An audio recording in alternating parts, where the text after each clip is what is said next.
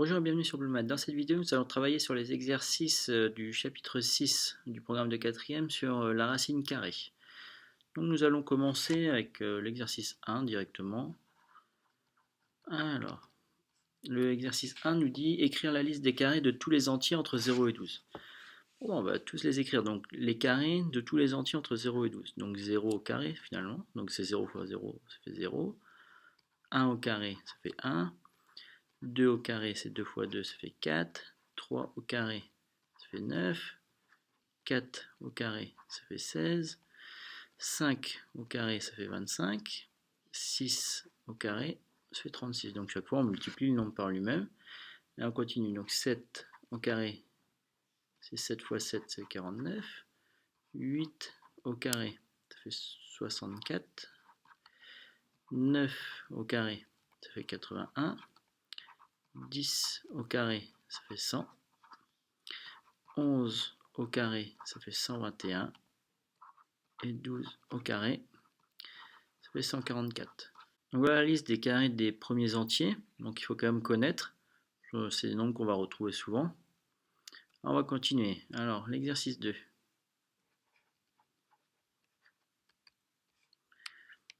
On nous demande de calculer racine de 4, racine de 9, racine de 49, etc. Bon bah racine de 4. On va utiliser la liste là qu'on vient de faire, ça va être facile. Racine de 4, donc on sait que 2 au carré c'est égal à 4, donc racine de 4, ça fait 2.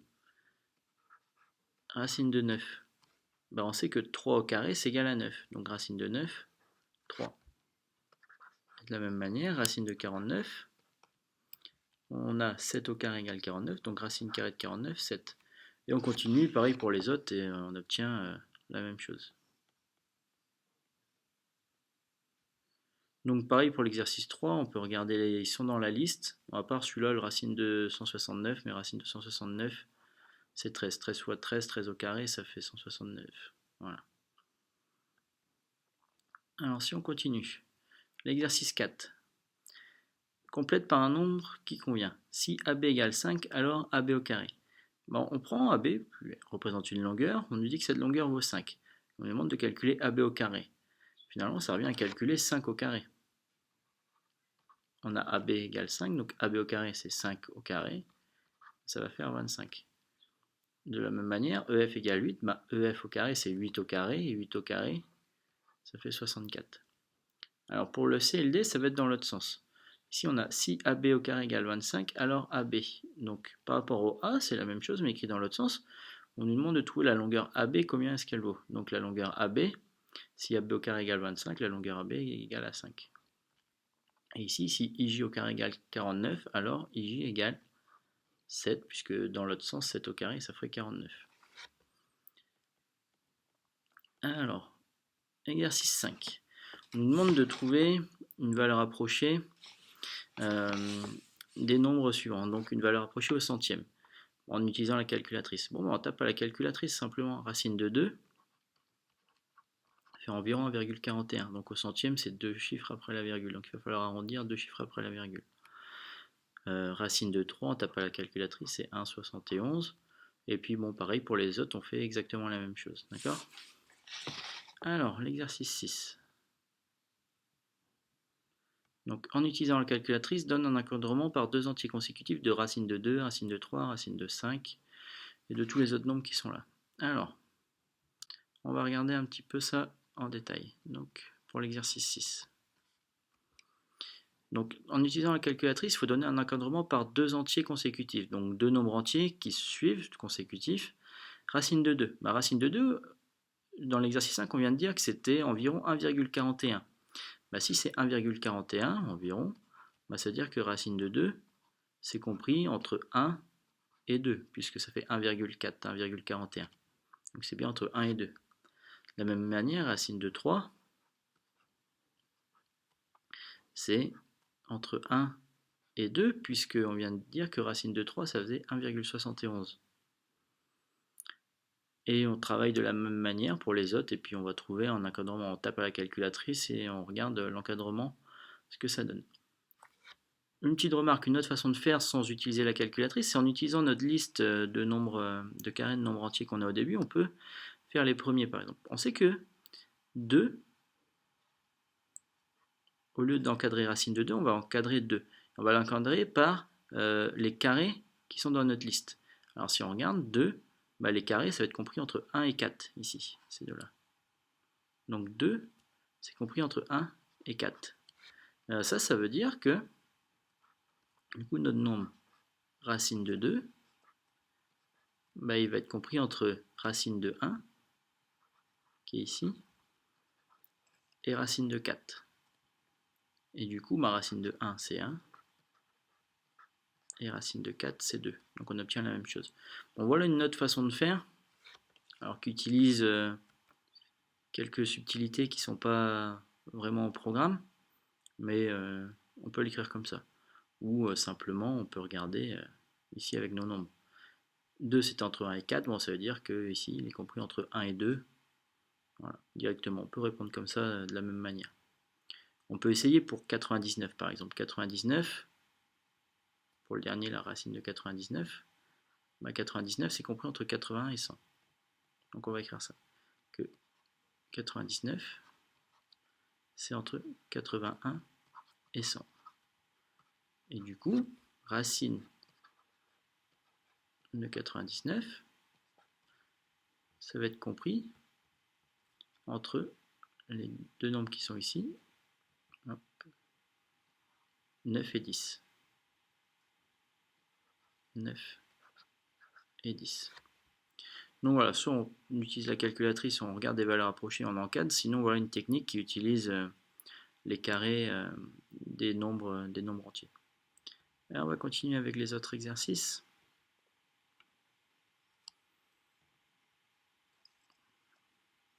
Alors, l'exercice 7.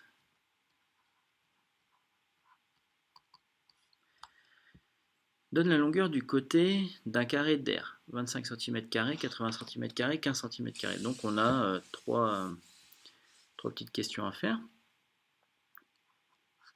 Pour le premier, on sait que l'aire du carré va faire 25 cm². Alors il faut bien voir le lien avec ce chapitre, si on travaille sur les racines carrées. On sait que l'aire d'un carré, ça se calcule côté au carré. C'est côté fois côté. Ça fait côté au carré. Et du coup, nous, ce qu'on cherche ici, ça serait de trouver la longueur du côté. On connaît l'aire, on sait que c'est 25, il faudrait trouver quel nombre on prend à la place du côté pour que ça fasse bien 25. Alors c'est facile ici, pour 25, si on sait que l'aire c'est 25, ça veut dire que le côté il fait 5, puisque 5 au carré, 5 fois 5, ça va faire 25. D'accord? Donc l'idée de cet exercice, c'était de faire ça, de voir le lien entre ces deux choses-là. Pour trouver, on a fait la racine carrée de 25. Alors, bon, ici, racine carrée de 25, c'est parmi les nombres qu'on connaît, ça fait 5. Pour le deuxième, c'est pareil. On sait que l'aire, ça va être 81. Du coup, le côté, c'est racine de 81. La racine de 81, c'est 9. Donc, on obtient la même chose. Pour le C, ça va être le même principe. On va faire racine de 15. Alors, racine de 15, il n'est pas dans la liste des carrés qu'on a écrit au début, mais on va trouver une valeur approchée de racine de 15. Donc, on tape à la calculatrice, c'est une valeur approchée de racine de 15. Si on prend par exemple deux chiffres après la virgule, ça fait environ 3,87. Donc voilà pour cet exercice 7, il faut penser au lien entre ce qu'on vient de faire, là, de mettre au carré et puis de prendre des racines carrées, et puis la formule de l'aire d'un carré. Ici. Alors l'exercice 8, c'est le même principe. On nous dit qu'on a un carré d'air 24 cm². Le petit détail, c'est qu'on nous parle ici de valeur exacte et de valeur approchée. Alors, quand on parle, on a une aire qui fait 24 cm², et donc on voudrait connaître la longueur du côté. La valeur exacte, si on prend racine de 24 pour faire sur le même exemple que précédemment, ça va nous faire comme ça un nombre décimal qui va continuer indéfiniment. Quand on demande la valeur exacte, finalement, on va dire que le côté, c'est racine de 24. Et comme ça tombe pas juste sur un nombre entier ou un nombre décimal qui se termine, bah, la valeur exacte, on va laisser ça. Donc ça, c'est la valeur exacte.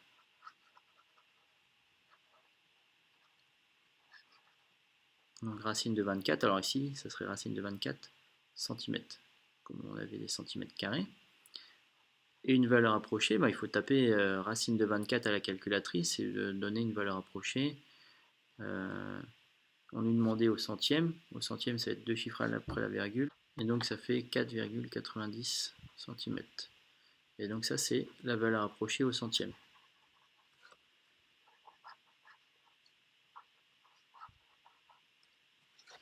Donc voilà pour cet exercice 8. Alors on va terminer avec l'exercice 9 qui utilise une formule qui est dite la formule de Héron d'Alexandrie. Alors c'est une formule qui n'est pas du tout au programme de collège, qui n'est pas à connaître, qui n'est pas à connaître non plus au lycée d'ailleurs. On ne va pas pouvoir la démontrer cette formule parce que ça utilise des outils mathématiques trop compliqués au collège, donc qu'on ne voit pas au collège, qu'on voit en terminale S, première S peut-être, pour ceux qui se débrouillent le mieux. Donc la formule de Héron d'Alexandrie. Alors ça nous dit qu'on peut calculer l'aire d'un triangle lorsqu'on connaît les mesures des trois côtés. Donc si on a un côté A, un côté B, un côté C, on peut trouver l'aire de ce triangle. Pour avoir ça, on a besoin d'utiliser ce qu'on appelle le demi-périmètre. Le demi-périmètre, c'est comme son nom l'indique, c'est la moitié du périmètre. Donc pour avoir le périmètre, on fait A plus B plus C. Comme c'est le demi-périmètre, c'est divisé par 2. Donc ça, ce nombre-là, on va l'appeler P, le demi-périmètre. Et donc l'aire du triangle est donné par cette formule. Donc c'est racine de P fois P-A fois P-B fois P-C. Donc comme je vous le disais, on ne peut pas la démontrer pour ce cours, parce que ça utilise des connaissances mathématiques plutôt voilà, de fin de lycée. Mais bon, on va quand même l'appliquer cette formule. Donc je vais demander de calculer l'aire d'un triangle de côté 4, 6 et 8. Donc si on reprend notre figure ici, ça fait 4, ça fait 6, ça fait 8. On peut choisir ça, on peut inverser les nombres, c'est pas grave, ça ne change rien. Donc 4, 6 et 8. Dans notre formule, le nombre A va valoir 4, le nombre B va valoir 6, le nombre C va valoir 8. On a besoin aussi de calculer P pour pouvoir utiliser la formule. Donc pour calculer P, c'est le demi-périmètre, donc c'est le périmètre divisé par 2. Donc ça fait 4 plus 6 plus 8, ça fait 18 sur 2, ça fait 9. Donc dans notre exercice, on va utiliser P égale 9. Alors on avait dit A égale 4, B égale 6 et C égale 8. Dans notre formule, on a besoin de P, de A, de B et de C. Bon, on a les 4 nombres qui correspondent et on va pouvoir appliquer notre formule de Héron d'Alexandrie. Donc c'est la racine carrée. Alors, il faut bien mettre tout sous la racine. Donc P, c'est 9, fois 9 moins 4, c'est le premier facteur ici, P moins 1. Après, on va avoir P moins B et P moins C, fois 9 moins 4, fois 9 moins 6, fois 9 moins 8. Donc on remplace P par 9, A par 4, B par 6 et C par 8 dans la formule. Et donc c'est racine de tout ça. Alors, on peut calculer ça. Alors, on va déjà simplifier un petit peu. 9 fois 9 moins 4, ça fait 5. 9 moins 6, ça fait 3. Et 9 moins 8, ça fait 1. Alors, et du coup, on va calculer tout ça. Ça fait 135. Et donc, l'aire de ce triangle, c'est racine de 135. On peut donner une valeur approchée de cette aire en utilisant la calculatrice. Si on prend deux chiffres après la virgule, par exemple, ça nous donne 11,62. Donc voilà pour cette formule de Héron d'Alexandrie. Il y avait une deuxième question où on demande de calculer l'aire d'un triangle de côté 9, 6 et 6. On applique la formule de la même manière et on va obtenir l'aire de ce triangle-là. Donc voilà pour cet exercice qui est un petit peu différent sur l'application d'une formule où il y a une racine carrée. Donc voilà, formule qui, je répète, n'est pas à connaître au collège ni au lycée, mais voilà, qu'on peut appliquer si on nous la donne. L'exercice 5, l'exercice 10, pardon, là j'ai mis niveau 5, c'est un exercice vraiment très compliqué, d'accord, qui n'est pas du tout au programme de collège, pas du tout au programme de lycée ou qui peut se faire au lycée mais avec des bons élèves vraiment. Je l'ai mis comme ça pour ceux qui arrivent à le faire. Si vous avez des questions, vous me demandez. Bon, on va pas le faire maintenant, d'accord? Voilà pour cette fiche d'exercice sur la racine carrée. Merci de m'avoir suivi et puis à bientôt sur Blue Math.